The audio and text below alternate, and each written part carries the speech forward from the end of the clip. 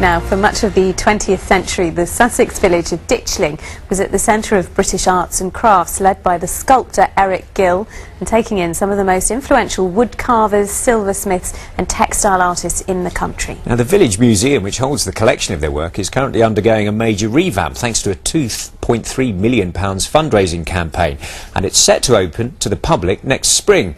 But our reporter Mark Sanders has been given an exclusive preview.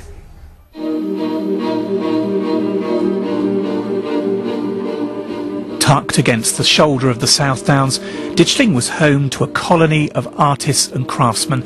Although their work was fashioned in a Sussex village, their commitment to creating things of beauty has inspired craftsmen around the world. And taking shape in Ditchling is a new museum to honour this artistic tradition.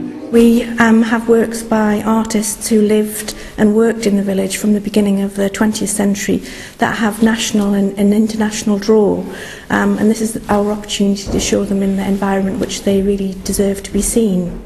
The Guild of St Joseph and St Dominic was a religious community of craftsmen such as weavers and stone carvers.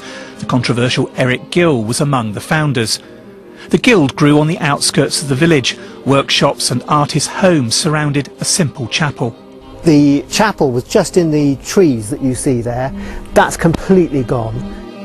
Although the Guild withered and the land was sold, memories survive. The sound of the weaving workshop, the tap tap tap from the stone carvers, different sounds from the woodworking shop, and from the silversmith again a completely different metallic kind of hammering. Although the Guild has gone, there are traces of what went before. This mural by the artist David Jones survives in the cottage where he lived. His work is in major public collections. Here, it's on the kitchen wall. We were redecorating and paint started flaking off the wall, and we saw an eye, actually. We saw this eye.